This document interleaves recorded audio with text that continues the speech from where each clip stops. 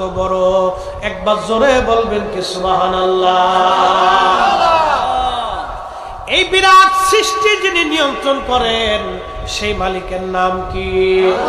আল্লাহ পরিচয় দিলেন কুল হুয়াল্লাহু আহাদ আল্লাহুস সামাদ লাম ইয়ালিদ ওয়া লাম ইউলাদ। আচ্ছা, আপনাদেরকে বলি, বর্তমান পৃথিবীতে মানুষ আছে 800 কোটি। কত কোটি? 800 কোটি মানুষ আছে। প্রত্যেকটা মানুষ যদি 2 বেলা করে খাবার খায়, তাহলে প্রত্যেক দিন যদি হাফ কেজি করে খাবার খায়, চাল লাগে অন্তত 400 কোটি কেজি। কি কথা ঠিক কিনা? হাফ কেজি যদি প্রত্যেক দিনই খাবার খায় চাল, তাহলে চাল লাগে প্রত্যেক দিন 400 কোটি কেজি। এই 400 কোটি কেজি চাল যিনি প্রত্যেক দিন মানুষের জন্য বরাদ্দ করেন, সেই মালিকের নাম কি? না গাছে দেয়, না পাথরে দেয়, না মাছে দেয়, না আগুনে দেয়, কে? সন্দেহ?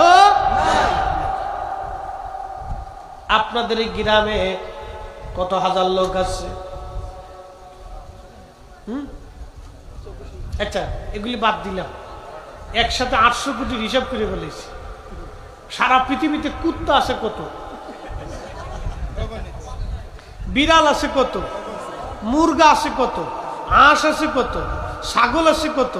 গরু, ভেড়া, উট, দুম্বা, পাখি, পক্ষী, হিসাব করেন। এই সবার খাবার দেয় কে? সন্দেহ আছে? নাই। আমার বাড়ি এক বিড়াল আছে, নবাব সিরাজউদ্দৌলার মতো। ও দুধ ছাড়া আর গোশত ছাড়া খাবার খায় না। ওই বাচ্চারা ছোটকালে নানু বাড়িতে নিয়ে আসছিল, আনার পরে ছোটকালে বাচ্চা ওই কিচ্ছু খায় না, খালি দুধ খাওয়াইতো আর গোশত খাওয়াইতো। ওই যে অভ্যাস করছে, ও আজও পর্যন্ত বাসায় আসলে দুধ আর গোশত ছাড়া, মাছ ছাড়া কিছু খাবে না। ভাত দিলে, রুটি দিলে, যত ভালো করে রান্ধেন ও খাবে না। ও আজও পর্যন্ত এই দুধ, গোশত আর মাছ খেয়ে বেশি বেশি। আমি চিন্তা করলাম, আল্লাহ তুমি বলছো সৃষ্টি করার 50,000 বছর আগে তকদির লিখছি। ওই কলমকে সৃষ্টি করার পরে আল্লাহ কলমকে বলেন কলম লেখো, কলম বলেন আল্লাহ কি লিখবো? উক্তুব মাকাদিরাল খাল, তুমি সৃষ্টির তকদির লেখো। সেদিন এই বিড়ালের তুমি তকদির লিখছিলে, ওই দুধ খাবে, মাছ খাবে আর গোশত খাবে। আমি বললাম, অনেক মানুষের জীবনে ওইরকম বরাদ্দ হয় না, তুই বিলেই যা খাইলি। আজকে আমার সাথে দেহা সাক্ষাৎ করে গেছে, মাছ টাছ খাইয়ে, দুধ টুধ খাইয়ে, বাচ্চারা আসলে দুধ দিবে, দুধ না দিলে সিলে পাল্লা করে। পুরা ঘরের ভিতরে মনে হয় যে একবারে খুব উনি আমার একবারে সদস্য আর কি, ওর জমির ভাগ পায়, এরকম সিলে পাল্লা করে। দিবি রেখে দিতেই হবে। বলো আল্লাহ ওর দুধ আর মাছ আর গোশত খাই আল্লাহর বরাদ্দ করে দিচ্ছে, ওইটাই খাই চলে যেতেছে। মালিককে হ্যাঁ আল্লাহ বিশ্বাস করবে, কিন্তু তারপরে বিশ্বাস করার পরে তো জমি নিয়ে পারাপারি চলে। কি কথা কর? কাঠটা কিনে মাইরে খাবে, পুরে সর্বনাশ। কাঠটা কে মাইরে খাবে? আর আমার দেশে আবার আর এক পদ আছে, খুব একবারে দাড়ি চিমেন দিছে হবে। কোন দিন জানি তোর হয় সমন জারি, দেখ না মন ঝাঁক মারি দুনিয়াদারি। হযরতে খাব্বাব কামার ছিলেন, কামার ছিলেন। তিনি লোহা দিয়ে অস্ত্রপাতি বানাইতেন, কয়লাগুলি গরম করতেন খাব্বাব। ওই কয়লাগুলি গরম করার পরে ওটা দিয়ে তিনি লোহা অস্ত্রপাতি বানাইতেন। কালেমা পড়লেন খাব্বাব। একজন কৃতদাস ছিলেন, খুব অভাবী লোক ছিলেন, গরিব ছিলেন। এ যুবক, সেই দিনের যুবক খাব্বাব কালেমা পড়ার কারণে কাফের রেশে আগুনের কয়লাগুলি মাটির মধ্যে বিছাইয়া খাব্বাব রাদিয়াল্লাহু আনহুকে চিৎ করে শোয়াই দিল। চিৎ করে শোয়ানোর পরে খাব্বাব বলতে, দুনিয়ার মানুষ রে, আহা ওই প্রচন্ড কয়লার আগুনের গরমে আমার পিঠের চামড়াগুলি পুড়ে পুড়ে পুড়ে পুড়ে যাইত, রক্তগুলি পরে পরে পরে পরে কয়লা নিভে যাইত।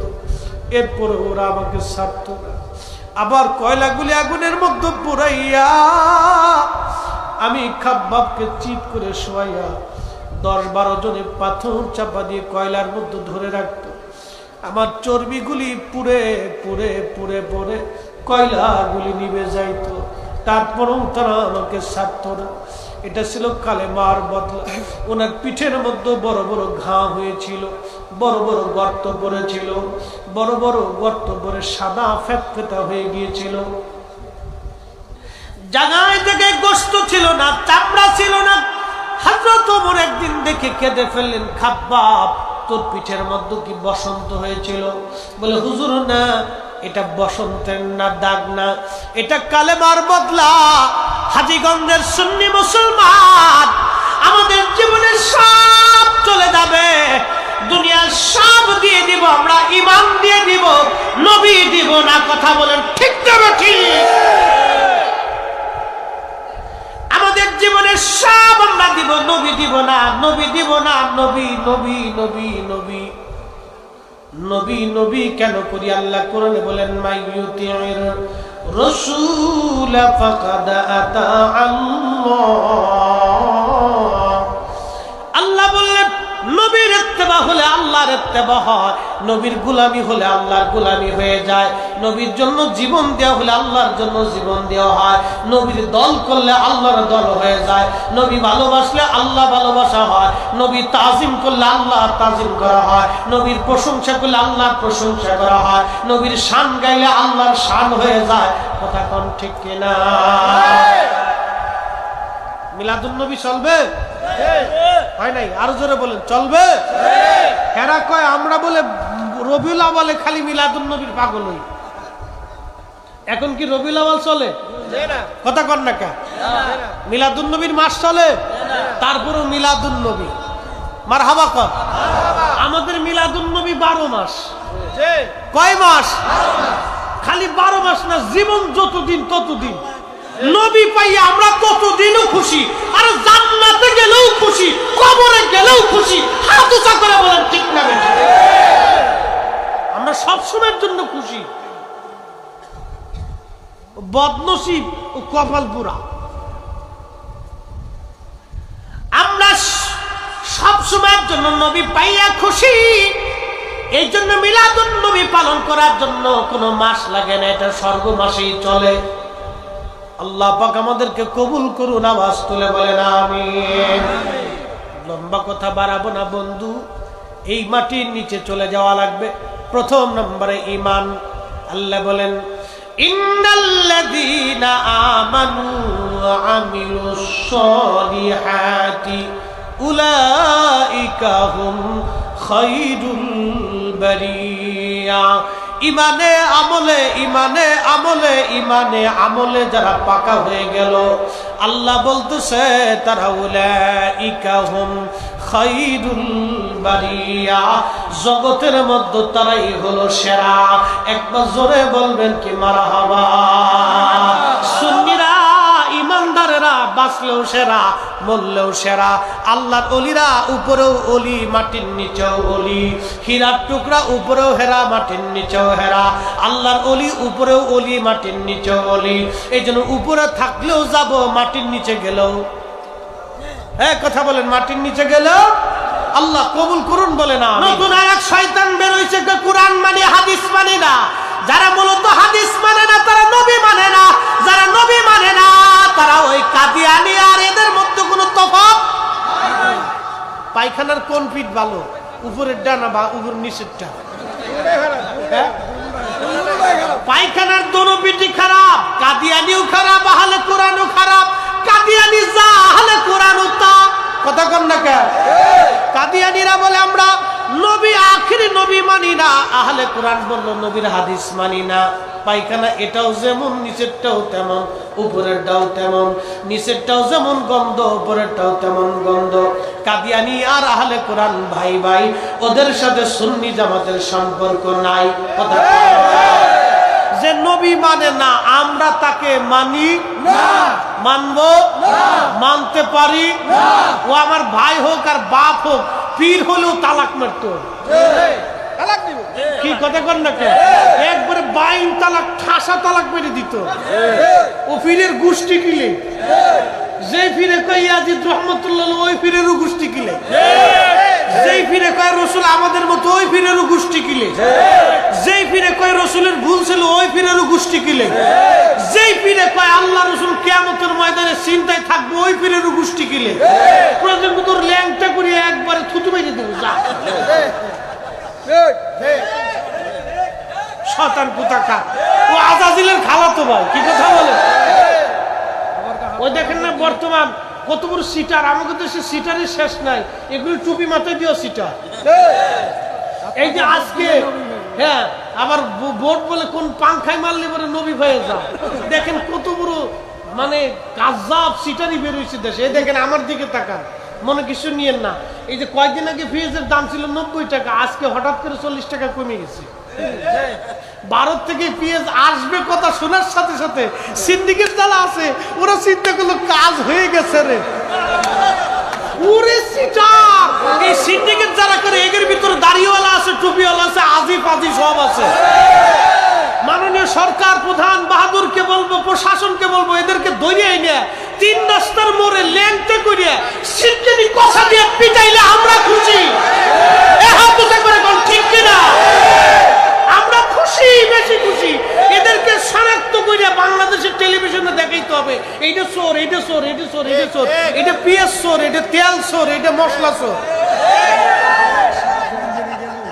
হ্যাঁ, এটা আর এক প্রকারের সিটার। পুরো সিটারে সিটারে দেশ ভরে গেছে ভাই। কত কোয়ালিটি চোর বেরিয়েছে চিন্তা করেন। এর ভিতরে আজি সাবু আছে। এই সিন্ডিকেট করার এই 10 দিনের পেঁয়াজের সিন্ডিকেটে অনেকে মনে করেন কোটি কোটি টাকার মালিক হয়ে গেছে, হয়েছে না ভাই? মনে করেন কেজিতে 50 টাকা লাভ।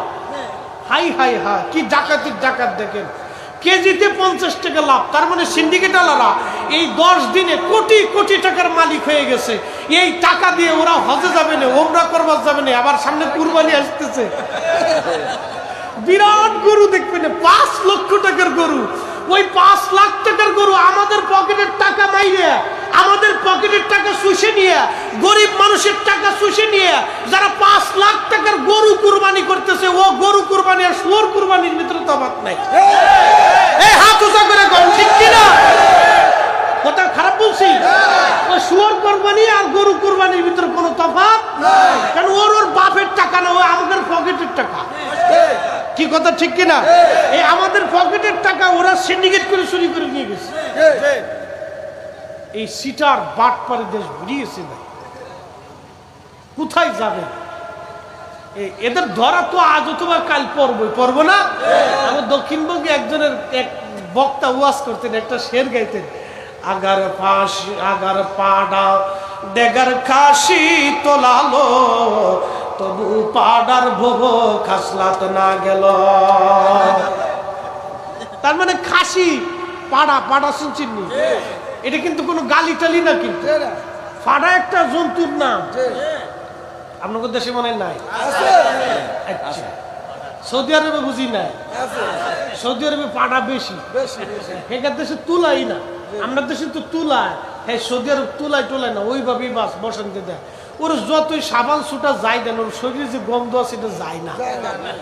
আর ওর যে বাবু খাসলাত আছে, বাবু খাসলাত বুঝেন? ওই এই খাসলাত, এটা ভাগ্যিসের পাওয়া যাবে না, জ্বালা আছে। ওর যে খাসলাত, এই খাসলাত ওর তুলানোর পরেও এই খাসলাত আর ওর যায় না, ও খালি ববো ববো করে, বুঝছেনলি? তা আমরা দেশে এরকম কিছু চোর বাটপার সিটার আছে, ও যতই সিটকিনি কষা মারেন ওর খাসলাত যায় না। এ চরিত্রই এরকম, কথা কন ঠিক কিনা? আরে নবীর প্রেমিক হওয়ার জন্য দিল লাগে, দলিল লাগে না। নবী ভালোবাসার জন্য দলিলের প্রয়োজন নাই, নবী নিজেই দলিল, কথা বলেন ঠিক কিনা? আল্লাহর নবী নিজেই দলিল। এটা কার কালাম? আল্লাহ। এই কালামের ইজ্জত কি কম না বেশি? মাথায় যে রাখছি দলিল লাগবে না।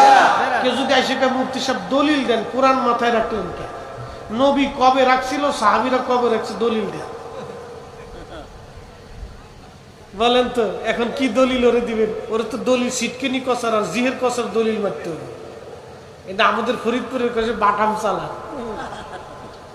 কোরআন নিজেই ইজ্জতওয়ালা, কালাম কালাম এই জন্য ইজ্জত করার জন্য দলিলের দরকার। নবী কার হাবিব? কার হাবিব? কার হাবিব? হাবিবরে ইজ্জত করার জন্য দলিল লাগে না, উনি নিজেই দলিল, উনি নিজেই দলিল। প্রিয় মুসলমান, হাজীগঞ্জবাসী খুবই মনোযোগ দিয়ে কথাগুলি শুনে যান। আল্লাহ আল্লাহ দুনিয়ার ভিতরে আল্লাহর বিরুদ্ধে বহুজন চেষ্টা করেছে, দুশ্মনী করার জন্য জিতে নাই।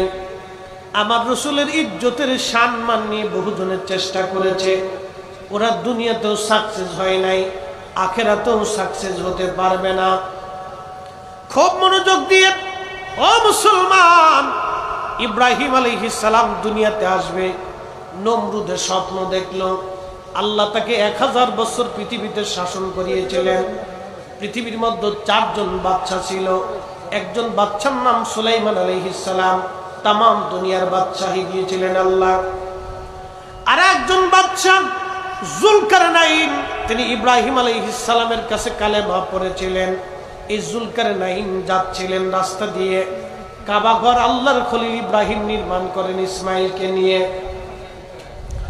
কাবা শরীফ নির্মাণ করতেছিলেন, ঠিক এমন সময় ইব্রাহিম আলাইহিস সালাতু ওয়াস সালাম নমরুদ ওই জুলকারনাইন এসে বললেন, আপনার নাম কি? বলে আমার নাম ইব্রাহিম। এটা কি করেন? বলে আমি আল্লাহর ঘর নির্মাণ করি, সৃষ্টির প্রথম ঘর এই ঘর। ইন্না আউওয়ালা বাইতিন উদিআ লিন-নাসি লাল্লাযী বিবাক্কাতা মুবারাকান হুদাল লিল আলামিন। প্রথম যে ঘরে বাক্কা ইব্রাহিম এবং ইসমাইল আলাইহিমুস সালাম দুইজন বানাচ্ছিলেন। জুলকারনাইন ওই রাস্তা দিয়ে যাচ্ছে। জুলকারনাইন বললেন, ও আল্লাহর খলিল ইব্রাহিম, আপনি যে নবী, কি করে বিশ্বাস করব আপনি নবী? ইব্রাহিম আলাইহিস সালাম বললেন, জুলকারনাইন, আমি নবী, কি করলে আপনার বিশ্বাস হবে বলেন? জুলকারনাইন বললেন, জুলকারনাইন ডাক দিয়ে বলেন, ওই যে 6টা ভেড়া আছে, এই ভেড়া যদি আপনার কালেমার সাক্ষ্য দেয় তাহলে বুঝবো আপনি নবী, আল্লাহর খলিল। ইব্রাহিম আলাইহিস সালাম বলেন, ও ভেড়ার দল, তোমরাই বলে দাও আমার কালেমার সাক্ষ্য। ভেড়ার জবান খুলে গেল। ভেড়া তো আর আরবিতে কথা বলে না, বাংলায় বলে না। ভেড়ার তো নিজস্ব ভাষা আছে, আল্লাহ তাদের নিজস্ব ভাষা দিয়েছে। এই ভেড়া হযরত ইব্রাহিমের কালেমার সাক্ষী দিতে লাগলো, লা ইলাহা ইল্লাল্লাহু ইব্রাহিমু খলিলুল্লাহ। 6টা ভেড়া একসাথে যখন কালেমার সাক্ষী দিল, তখন ইব্রাহিম আলাইহিস সালাম বলেন, জুলকারনাইন, এবার বলেন তো কালেমা ঠিক আছে নি? জুলকারনাইন বলেন, হ্যাঁ হুজুর, আর বুঝান বাকি না, আমি কালেমা পড়লাম। ইব্রাহিম দোয়া করে দিলেন, আল্লাহ, পৃথিবীর এমন কোন ইঞ্চি নাই যে ইঞ্চির মাটির আল্লাহ পাক তাকে বাদশা না বানিয়েছিলেন, তার নাম জুলকারনাইন। দুইজন মুসলমান বাদশা, একজন সুলাইমান আলাইহিস সালাম আর একজন জুলকারনাইন। সুলাইমান আলাইহিস সালাম তাম দুনিয়া ঘুরে আসতে ওনার সময় লাগতো 12 ঘন্টা, আর বর্তমান পৃথিবীতে রকেট বলেন আর বিমান বলেন, তাম দুনিয়া ঘুরে আসতে লাগে 24 ঘন্টা। সারা পৃথিবী ঘুরে আসতে সময় লাগে 24 ঘন্টা। সুলাইমান আলাইহিস সালামের সময় লাগতো 12 ঘন্টা। মারহাবা বলবেন। আর আমার নবীর লাগে কয় ঘন্টা?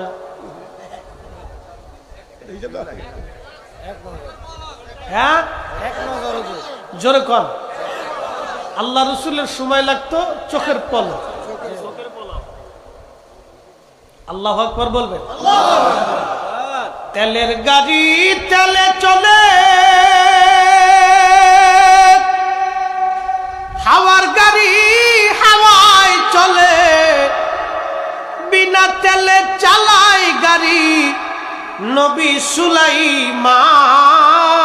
আমরা সেই মুসলমান, আমরা সেই মুসলমান। মসজিদের জুতা চুরি করে নিয়ে যায়। কি কথা কন না কেন? জুতা চুরি যদি আপনি এই অর্থমন্ত্রী বানাই দেন তো কি হবে কোন তো? হ্যাঁ, শেষ। জুতা চোর। আমার দেশে আর এক চোর বেরিয়েছে, নামাজ চোর।